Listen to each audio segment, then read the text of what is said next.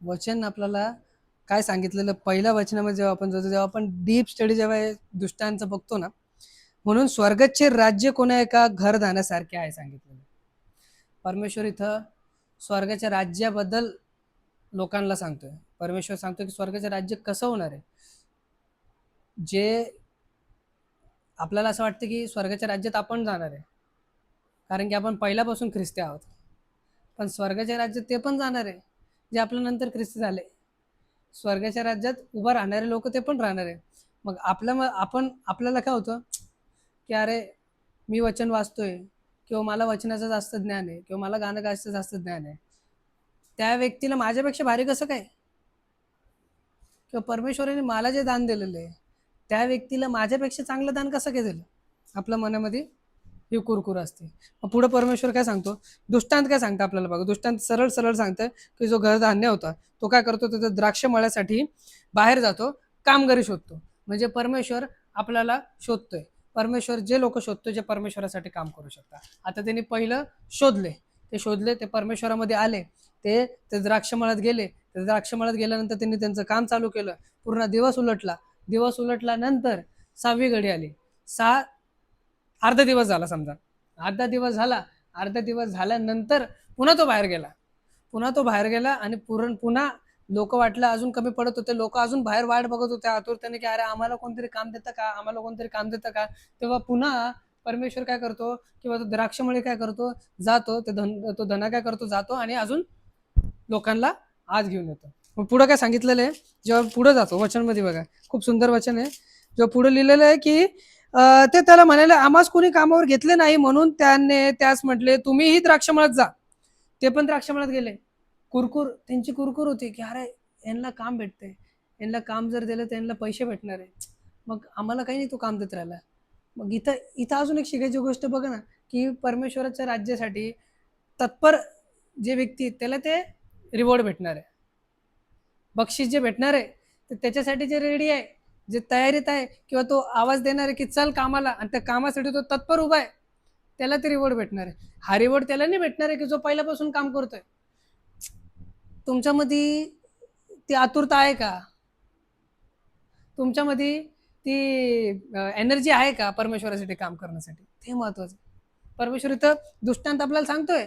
दृष्टांतमधून आपल्याला शेवटी वचनामध्ये समजतं की परमेश्वर आपल्याला काय सांगतो, पण एक एक वचनामध्ये परमेश्वर आपल्याला खूप सांगायचा प्रयत्न करतो.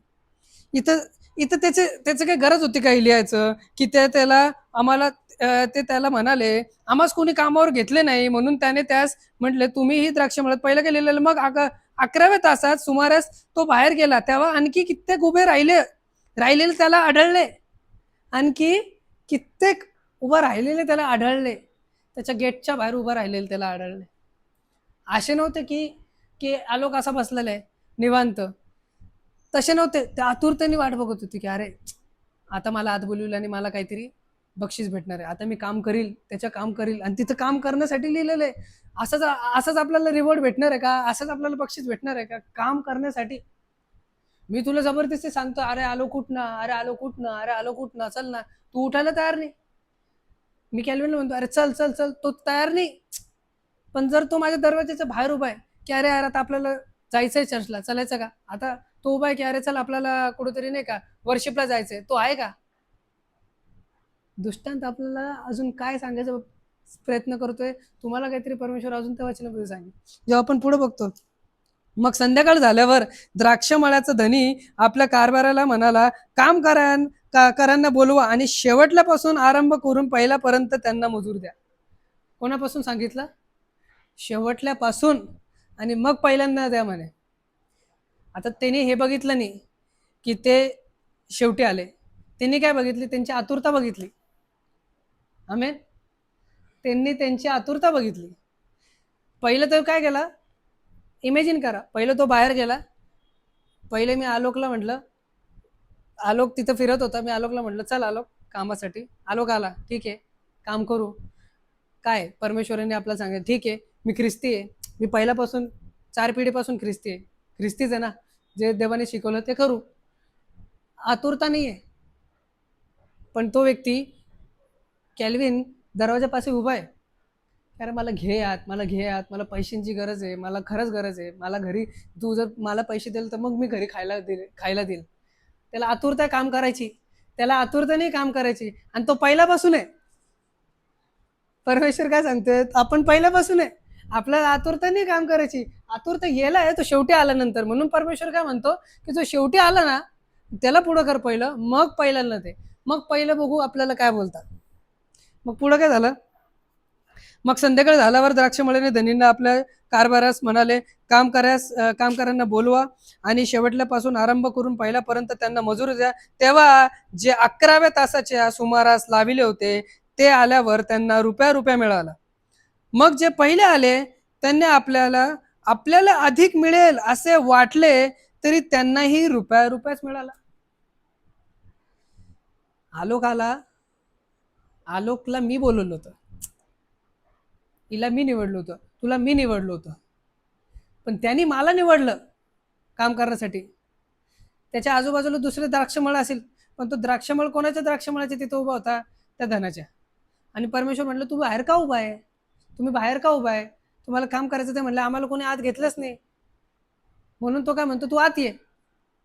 तो काय म्हणतो, तू आत ये. आणि इथे जेव्हा आपण बघतो ना की त्याला काय वाटलं, जे पहिला जो आहे ना तो म्हणतोय, यार मी सकाळपासून मरमर करतोय, मी सकाळपासून इथं बसल्या बसल्या जे काम आहे, जे काम करायचंय ते काम करतोय, पण तरी मला जे पाहिजे ते ह्याला काय भेटतंय. मी जर तुझ्याकडे 500 रुपयासाठी कामाला आलो, मग हा जर संध्याकाळी तुझ्याकडे कामाला आला, मग तू याला तेवढेच पैसे का देतोय आणि मला तेवढेच पैसे का देतोय. बाबा मी तुझ्याकडे 12 घंटे ड्युटी केली ना, तू काय म्हणशील मी 12 घंटे तुझ्याकडे काम केलं, तू 6 घंटे मला त्याच्याकडे काम केलं, मग तू त्याला एवढेच पैसे का देतोय.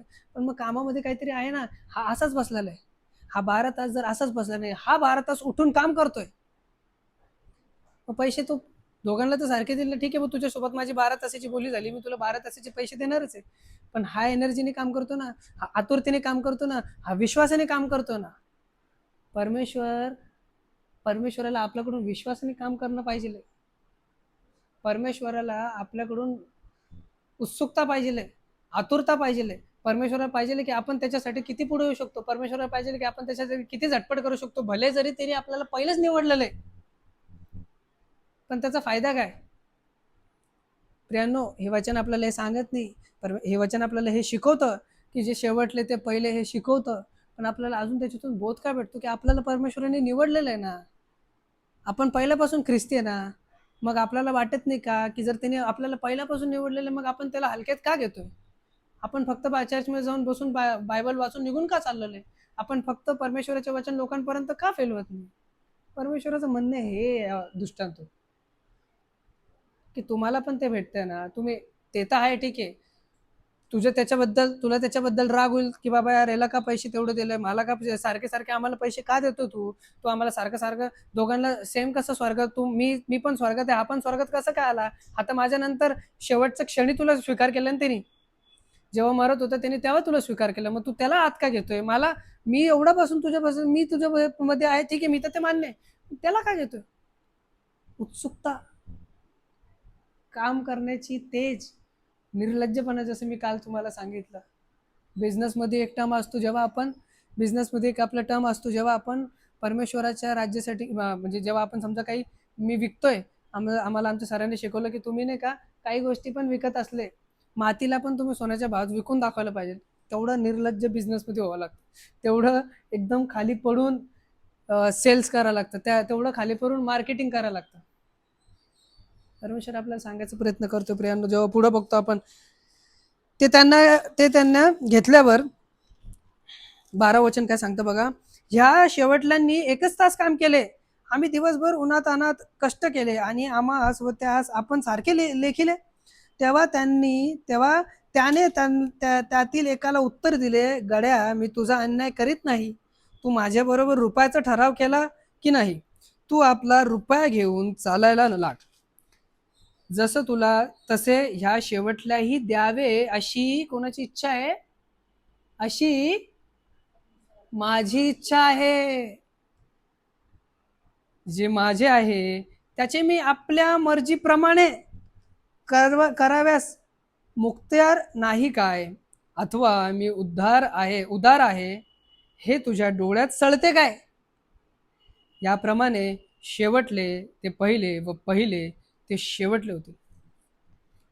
आपण पहिले निवडलेले आहोत प्रियांनो, पर मग आपण तसं काम करतोय का? आपण त्या गोष्टीमध्ये चालतोय का? आता एका दुष्टांमधून आपल्याला अजून अजून एक गोष्ट शिकायला भेटली की आतुरता. आपल्यामध्ये ती आतुरता आहे का? जरी परमेश्वराने स्वतः आपल्याला निवडलेले आणि एखादा व्यक्ती परमेश्वराकडे हाक मागतोय, बघा ना, एखादा जर नॉन बिलिव्हर आहे, एखादा व्यक्ती जो दुसऱ्या इकडून परमेश्वराला ओळखायचा प्रयत्न करतोय, त्याला आतुरता आहे बायबल वाचण्याची, त्याला आतुरता आहे परमेश्वर माझ्याशी काय बोलतो, त्याला आतुरता आहे पवित्र आत्मा मला कसा चालवतो, त्याला सगळ्या गोष्टीत आतुरता आहे. He is interested in everything. आणि आपण ख्रिस्ती असून आपल्याकडे इंटरेस्ट नाहीये. आपण ख्रिस्ती असून आपल्यामध्ये आतुरता नाहीये. आपण ख्रिस्ती असून दुष्ट आत्म्यामध्ये आपलं कार्य चालू आहे. आपण ख्रिस्ती असून परमेश्वर आपल्यामध्ये नाही. गोष्टीतून शिकायचं तात्पर्य हे आहे की जर ते शेवटले जर पहिले होत राहिले ना, मग पहिलेच व्हायला पाहिजे. परमेश्वराला हे पाहिजे. परमेश्वराचं ह्या दुष्टांमधून सांगायचा अर्थ ॲरोगेंटली आपल्याला नाही आहे की शेवटले ते होणारच आहे पहिले, पण तो आपल्याला टोमणे मारतो की अरे तुम्ही पहिले आहे ना बसलेले, मग तुम्ही करा ना, तुम्हाला मी निवडलेलं आहे ना, तुम्ही स्वतः ख्रिस्ती झाले का नाही ना, तुम्ही पहिल्यापासून ख्रिस्ती आहे ना, मग तुम्हाला जर सगळं हातात दिलेलं आहे मग तुम्ही करा ना. मग जे करताय तुम्हाला ते पण आवडत नाही, मग जे तुमच्यासाठी प्रार्थना करताय ते पण आवडत नाही, कोणी एखादं वर्शिप घेतो तुम्हाला ते पण आवडत नाही, कोणी एखादं काही पण करतोय परमेश्वराच्या राज्यासाठी तुम्हाला ते पण आवडत नाही. आतुरता, परमेश्वराला आतुरतेची गरज आहे प्रियांनो. परमेश्वराला निवडा, तेव्हाच परमेश्वर आपल्याला निवडणार आहे. आमेन.